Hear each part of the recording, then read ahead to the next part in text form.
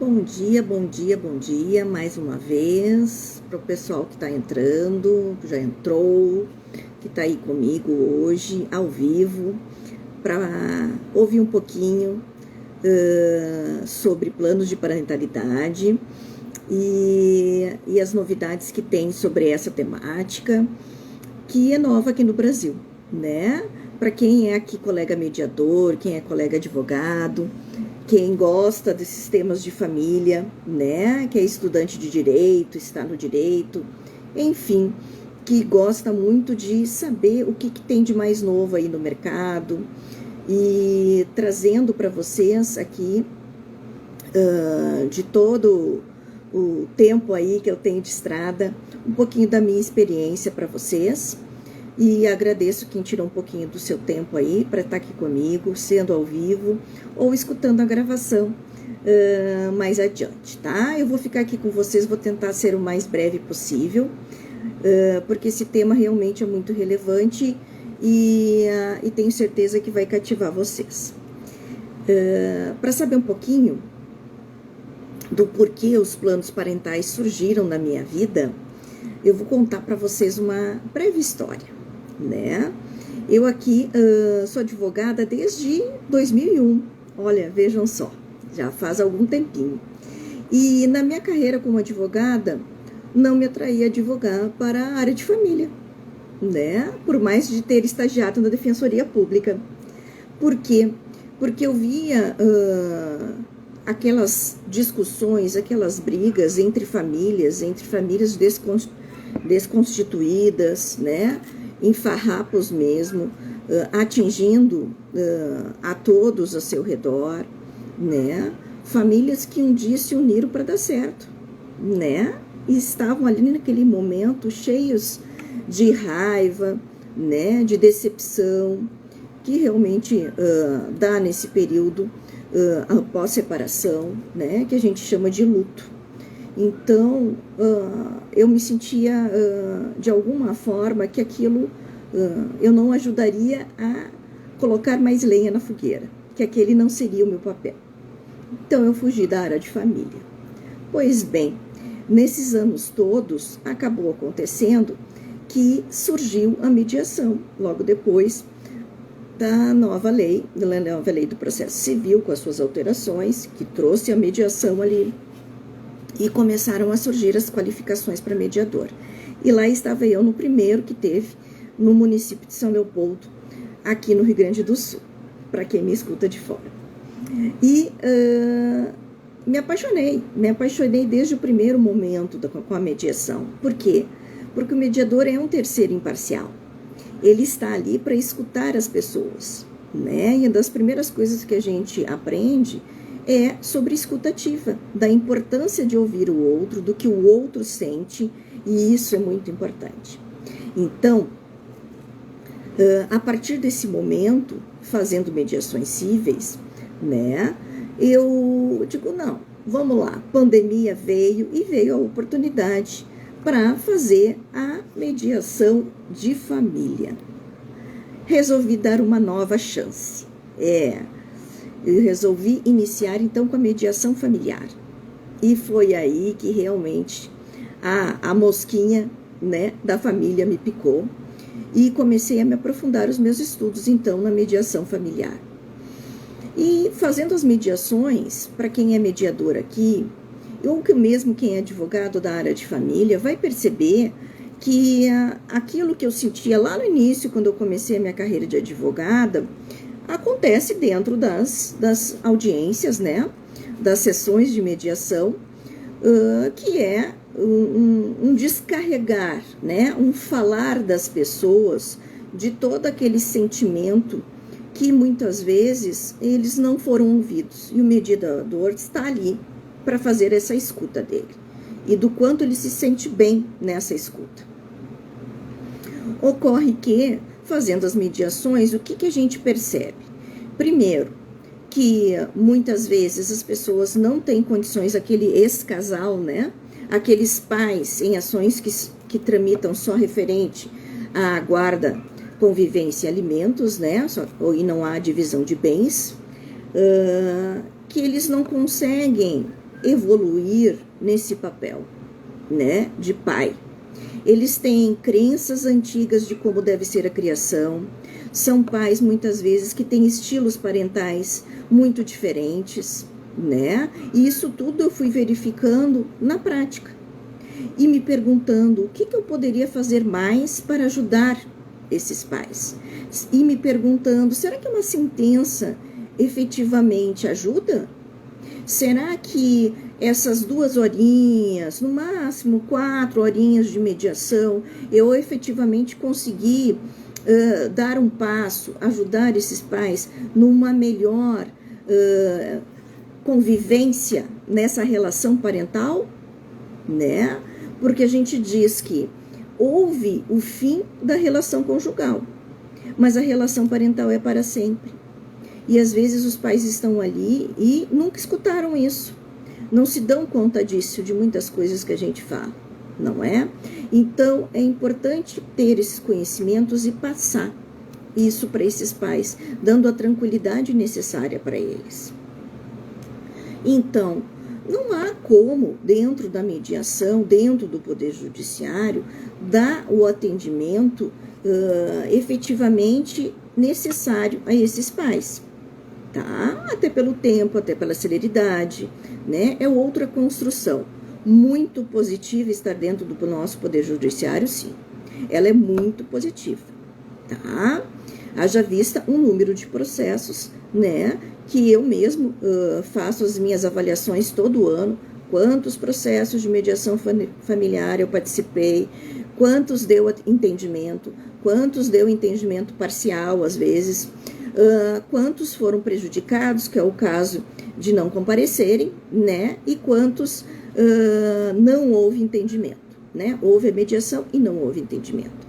E desses anos para cá, eu posso dizer com tranquilidade do aumento cada vez mais de entendimentos, né? Os advogados estão acostumados mais com a mediação, as pessoas já ouviram falar, os mediandos, um pouquinho mais sobre mediação. Então, tudo isso facilita para que a mediação, né, aos pouquinhos se torne algo mais comum, né, entre as pessoas, e elas vão desmistificando também do estar dentro do Poder Judiciário, né? Então, é importante que os mediadores estão fazendo esse papel, e eu vejo que com muita qualidade, todos os meus colegas, tá? E o NUPEMEC, daqui do Rio Grande do Sul, trabalha sempre para qualificação, né, de todos os mediadores e mediadoras. Mas a mediação ela não acontece só dentro do Poder Judiciário, a mediação também ocorre fora do Poder Judiciário, né? E a partir desse momento que eu me vi numa missão de melhorar a minha mediação enquanto mediadora privada. E foi aí que eu descobri a educação parental. A educação parental foi um divisor de águas realmente muito importante. Por quê? Porque é na educação parental que a gente aprende técnicas e formas de, primeiro, estabelecer uma escutativa, sempre, com esses pais, mas mais do que isso, conseguir verificar que estilo de pai está ali na minha frente, se esses pais daqui a pouco estão um ou outro com burnout, não é? Eu brinco que, em geral, as mulheres são o CEO da casa, né? É elas que olham tudo, veem tudo, fazem tudo, mas as mulheres também têm a grande dificuldade de abrir mão de um pouquinho do controle, né? E aí, quando se vem diante de pais que querem efetivamente exercer a paternidade, né? Os seus deveres de cuidado com seus filhos ficam mais temorosas de abrir mão. E aí, a gente, enquanto mediadores, tem que saber, né, chegar de uma forma tranquila, de uma forma que vá trazer essas pessoas, esses mediadores, lembrarem da importância de se qualificar. E a educação parental é um passo muito importante. Mas eu não estava satisfeita com a educação parental. Eu acabei indo também para a neurociência, para entender como é que funciona aqui o nosso cérebro. E uma coisa muito importante, que a gente, todos os seres humanos, eles são movidos pelas emoções. Pois é, são as emoções. E que muitas vezes nós nos agimos conforme as nossas emoções mais primitivas, que são aquela, diante de um conflito, eu faço o quê? Eu fujo, corro, não é?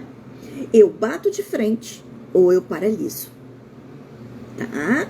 Essas são aquelas nossas emoções mais primitivas do qual a gente tem em função lá dos homens do tempo da caverna, onde tinha que ter essa atitude rápida, né, diante de um perigo. Mas nós não estamos mais naquele tempo. Nós estamos hoje diante de um tempo onde a comunicação é muito importante, né? E que a gente tem que se dar conta que as nossas emoções sempre vão existir dentro da gente. Elas sempre vão estar ali. Mas a gente tem que se perguntar como vamos agir diante de uma emoção, né? Trazer o aspecto racional das nossas emoções, tá? Pensar o que essa minha emoção está sendo positiva para mim, o que ela não está sendo positiva e de que forma eu devo agir, tá? Por que isso é importante? É importante também para entender como é que funciona a evolução das emoções, né? E do amadurecimento cerebral das crianças, dos nossos filhos. Tá? Pais que têm filhos de uma determinada faixa etária, de 3 a 5 anos, ou pais que são pais de adolescentes, estão numa outra fase de desenvolvimento.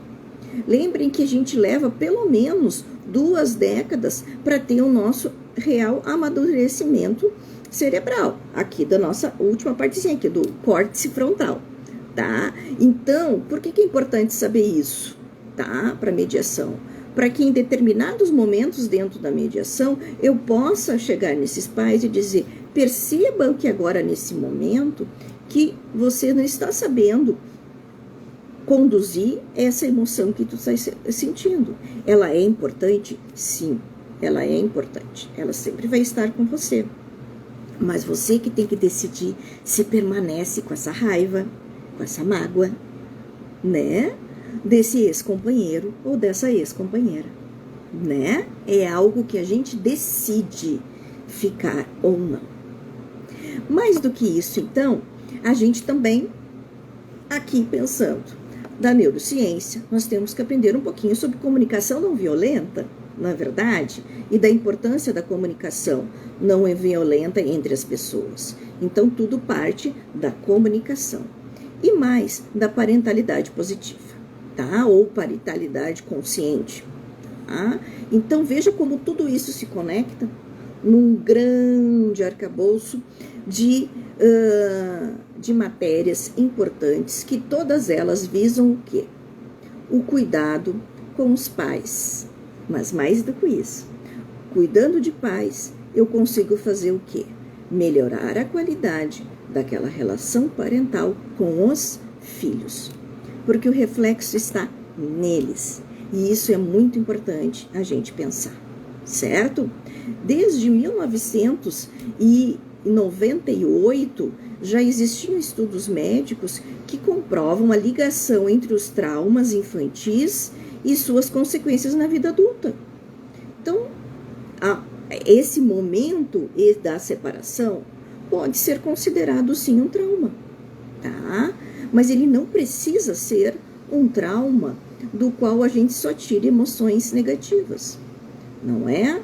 É importante a gente aprender através da educação parental, e a educação parental tem muito esse papel, né, de ressignificar comportamentos negativos, situações vividas negativas, né? Então, a gente ajuda esses pais eles são os adultos da história e muitas vezes agem como as crianças, birrentas, contrariando por contrariar. Por quê? Porque ainda estão com raiva, né? E eles nem se dão conta disso, né? Diante da gente. Mas cadê o plano parental nisso tudo? O plano parental é uma espécie de contrato extracontratual, tá? Que faz o quê? Ele deixa em ordem como uma espécie de mapa, de guia, do qual onde é estabelecido uma série de combinados entre os pais sobre como vai ser a relação parental dali para frente. Eu posso fazer um plano parental antes de me separar? Excelente, esse seria o ideal, tá? Você fazer antes, tá? Eu quero me separar, estou resolvida em me separar, mas desejo planejar de uma forma que seja mais saudável possível para os meus filhos. Então, eu faço antes. Eu posso fazer um plano parental após a separação ou no meio de uma separação, de um litígio no judiciário? Pode fazer. Tá? Eu posso fazer um plano parental quando já houve uma sentença, onde eu já estou separado, mas existe uma série de situações, principalmente dentro da convivência, né? Entre os pais e os filhos, para estabelecer novos combinados ou situações que desejam, que mudaram, porque a vida é dinâmica, né? E eu preciso mudar e posso mudar? Pode e deve a qualquer tempo, tá? Para quem é mediador familiar e está me assistindo, existe algo importante a destacar. Está surgindo, né, aqui no Brasil, já existia nos Estados Unidos, Canadá, fortemente em Portugal, na Espanha, tá? A figura do coordenador parental. A figura do coordenador parental, ele existe dentro do Poder Judiciário, tá? Justamente para atuar em processos de alta litigância, tá? Então, o coordenador parental é um mediador familiar, né? Mas com uma qualificação mais elevada, justamente para poder lidar com esses tipos de processo, tá? Então, a revista própria do IBDFAM, a última, traz um artigo muito importante da Elsa Matos sobre a figura do coordenador parental, tá? E, nesse sentido, eu indico para vocês esse livro aqui, excelente, dela, Elsa de Matos, Planos de Parentalidade Centrados nas Necessidades dos Filhos. E ela é muito clara aqui dentro, dizendo que é peça-chave no conteúdo, né, desse mediador, saber sobre educação parental. Tá? Eu ressalto isso porque às vezes as pessoas afastam a educação parental pensando em outras qualificadoras, que são importantes? São importantes, né? Inclusive dentro da própria psicologia, né? Ou a própria psicanálise, tem tudo um pouquinho aí? Tem tudo um pouquinho aí. Já eu vi de tudo um pouco nessa área, tá? Então, veja só, a figura do coordenador parental, então, dentro do Poder Judiciário. E eu, Rossana, trabalhando de forma privada, eu me qualifiquei como mediadora parental, tá? Eu faço o quê? Eu faço um trabalho exatamente na ideia voltada por, que nem o coordenador parental, mas de forma privada como mediadora parental. E o que o mediador parental faz? Ele faz um trabalho, né, junto aos pais, de forma a ajudá-los nesse momento de luto, né, do processo de separação, ajudando inclusive, como falar para os filhos se ainda não falaram da separação, não é? De que formas podem ser a mais saudável, né? De acordo com cada faixa etária. E trabalhando do como esse ex-casal, gostaria de ver a sua relação parental dali para frente, tá? E é isso que o plano parental é. Ele estabelece como vai ser a guarda, ele estabelece como vai ser a convivência e ele estabelece como vai ser os alimentos dali para frente, tá? Eu sempre começo conversando com a guarda e explicando que deveres de cuidado, tá? É uma coisa, que poder parental ou poder familiar é outra, que guarda e convivência também são coisas diferentes. E às vezes os pais vêm com ideias, né, com crenças muito fortes nessas áreas, imaginando que deva ser de um jeito ou de outro, tá? Então é importante saber diferenciar, tá? Até para poder explicar que no direito brasileiro, por exemplo, nós temos a guarda compartilhada, que é a regra geral, de como essa guarda compartilhada funciona aqui no direito brasileiro, né, que ela é diferenciada de outros países, porque ainda aqui no Brasil deve se estabelecer ali a residência de referência, tá? E a ideia da guarda compartilhada aqui no Brasil é compartilhar, né, os cuidados diários com os filhos, tá? E muitas vezes a realidade daqueles pais não permite isso, tá? Por diversos motivos, tá? E aí nós temos a guarda unilateral, tá? Onde apenas um dos pais se responsabiliza, né, por essas decisões diárias. Isso não significa que se perca, tá, o poder familiar, tá? O poder familiar está com cada pai, com cada mãe, independentemente do tipo de guarda decidido por eles, tá? Ou decidido pelo juiz, tá? E esse dever de cuidado, ele é o quê? É aquele dever de observar, de fiscalizar como está indo o meu filho na escola, como está a vida diária dos meus filhos, tá? Se estão sendo bem alimentados, bem vestidos, né? Se estão bem de saúde, tá? Então, esse dever de cuidado também tem a ver com esse dever de fiscalização que a própria lei determina, tá? Muito bem. Então, eu acabei de falar sobre a figura do coordenador parental dentro do Poder Judiciário e a figura do mediador parental fora do Poder Judiciário, onde ambos, no meu entendimento, podem fazer um plano de parentalidade. Uma das coisas, além da guarda, né, como acabei de falar, é a convivência. A convivência, ela cabe dentro do plano parental para uma série de coisas. É importante perceber que quanto mais detalhado for o plano parental, melhor, tá? Que cabe, por exemplo, dentro do plano parental, prever multa, por exemplo, tá? Determinadas sanções lá dentro do plano parental, se um dos pais não cumprir conforme está pactuado ali no plano parental, tá?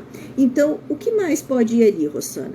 Vão as questões da escola, quem é que é responsável por levar e buscar, se vai ser pago uma van, se quem é que paga essa van, quais são as outras pessoas que poderiam também se encarregar de pegar, de buscar ou de ficar com os filhos, avós, parentes, né, próximos, ou uma cuidadora ou um cuidador, né, um terceiro.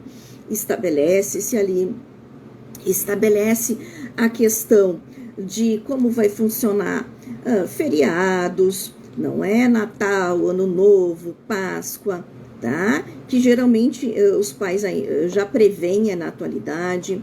Questões de saúde que são muito importantes, né? Se eu tenho um filho com alguma deficiência, com alguma situação específica do qual eu tenho um tratamento, de que forma vai ser feito esse tratamento, se vai ter plano médico ou não vai ter, quem é que vai pagar esse plano médico, tá?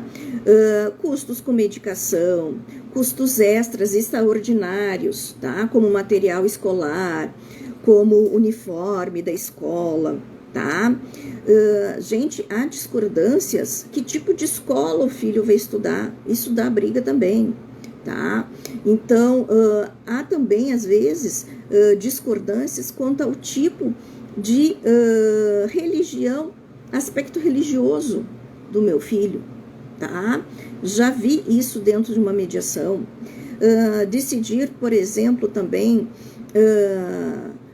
questões importantes de estabelecer férias escolares, né? Quanto tempo vai passar com cada pai, de que forma vai passar com cada pai, se vai poder viajar, autorização para viagem.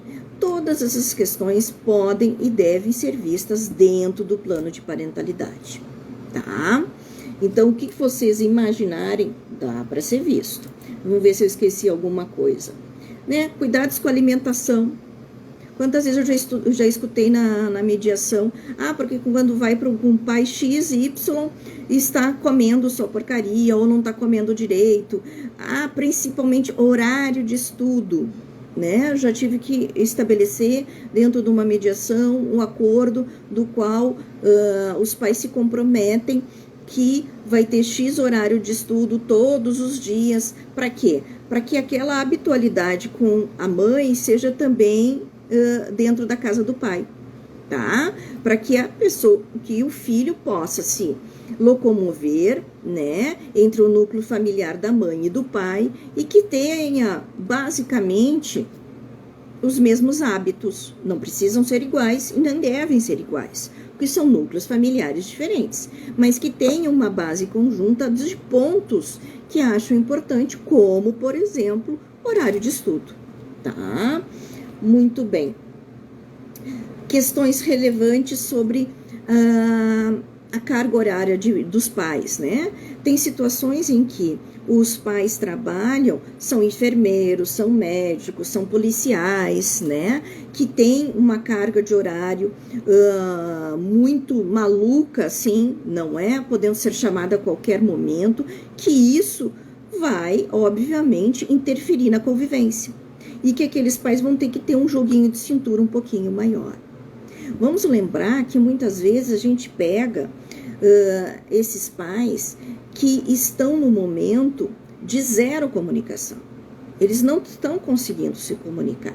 Que eles criaram um muro tal na frente um do outro que eles não conseguem se olhar direito, tá? É importante perceber que a gente tem que acolher esses pais dentro da dor deles e entender que é possível, sim, se estabelecer combinados mesmo nessas situações. O mediador, seja ele um mediador familiar dentro do Poder Judiciário, seja ele trabalhando fora, no privado, né? Tem que ser essa pessoa a acolher de forma imparcial ambos os pais. Aí vocês poderiam me perguntar, mas, deixa eu ver aqui, tem alguém querendo? Tá. Mas poderia determinar, né, entre esses pais, questões importantes que a gente vê para cada um individualmente. E pode-se fazer um plano parental só com um dos pais? Eu estava no meu escritório, apareceu sua mãe ou apareceu seu pai. Eu posso estabelecer primeiramente com ele todas essas condições? Sim, é possível se fazer, tá? Essas questões, elas são estabelecidas num ou dois encontros? Não, eu posso garantir para vocês que exige um trabalho, tá? Mas contínuo, né? Até para se estabelecer uma boa confiança com esse pai e com essa mãe que te procura e para estabelecer e saber exatamente o que esse pai ou essa mãe está necessitando, quais são seus interesses, não é? E necessidades, tá? Dentro desse relacionamento parental que essa pessoa às vezes nem imagina como poderia ser, tá?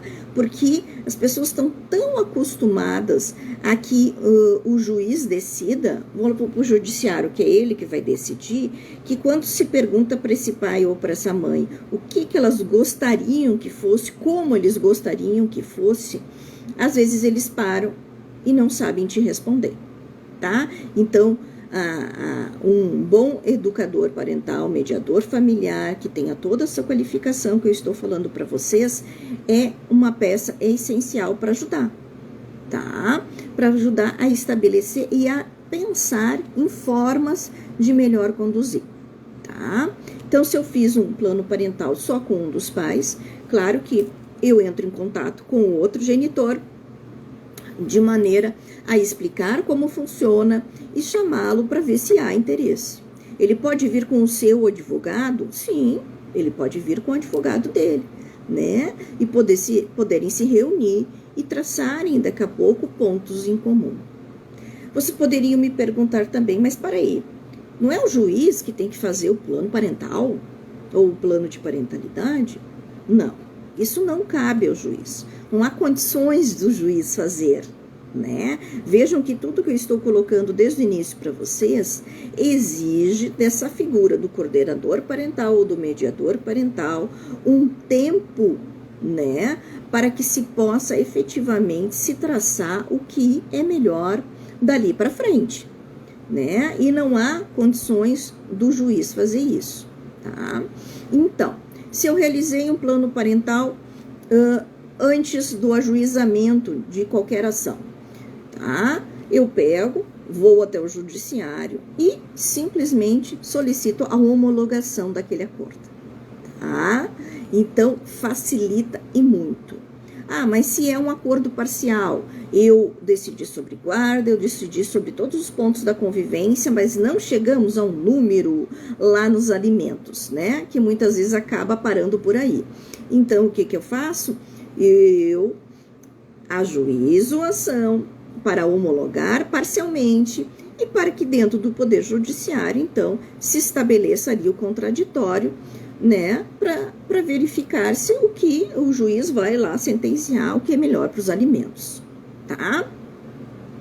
Quanto aos alimentos, que é outro ponto que vai no plano parental, eu gostaria apenas de comentar com vocês que, deste ponto, há muitas crenças entre os pais que aparecem nas mediações.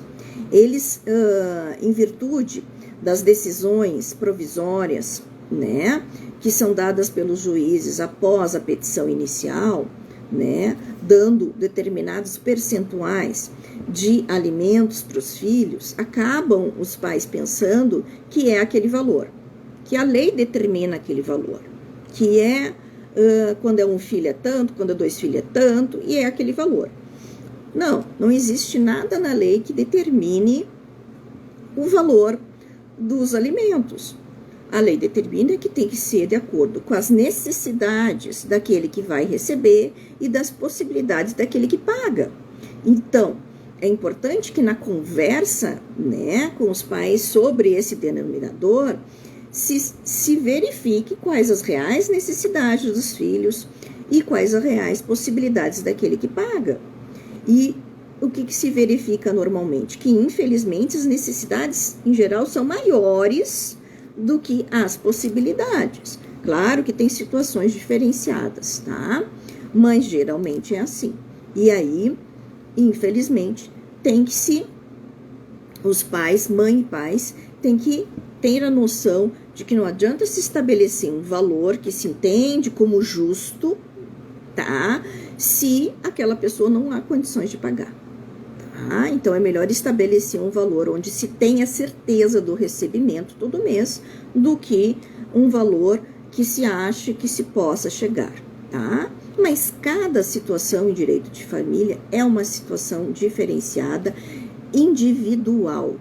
É importante a gente sempre ter um olhar empático para com aqueles pais, ouvi-los, né, dentro das suas necessidades, sentimentos, seus interesses, que a gente aprende lá na mediação, e verificar o que efetivamente eles estão buscando na fala deles, tá? Que às vezes eles nem se dão conta do que efetivamente eles estão buscando, né? Estão buscando efetivamente sair daquele turbilhão que é logo depois da separação de qualquer jeito, porque aí sai qualquer tipo de acordo. É importante que dentro do plano parental nós tenhamos decisões extremamente esclarecidas, que os pais tenham noção do que eles estão acordando ali. E o mediador, ele é peça central para que faça isso, tanto para um quanto para outro, ok? O plano parental eu faço e passo a vida inteira com ele, Não, a vida muda, a vida é dinâmica, os filhos crescem. Cada etapa que os filhos estão, eles necessitam de coisas diferentes, eles mudam. Então, os pais também têm que mudar, tá? Existem situações em que, quando os filhos chegam lá na adolescência, eles querem mudar de residência. Eles querem, se estão na casa da mãe, querem ir para a casa do pai, se estão na casa do pai, querem ir para a casa da mãe, e fica muito difícil daquele pai que teve a guarda até aquele ponto de, né, dar o ok dele. Né? Então, é importante ouvir, né, esse menor. Do meu ponto de vista, a partir dos 16 anos, é importante ouvir. Menores de idade não decidem nada. Quem decide são os adultos, ok? Os filhos sempre têm que ser preservados de todas e qualquer situações que estão ocorrendo dentro, né, dos conflitos gerados pelaquela separação. Eles têm que ser preservados, tá?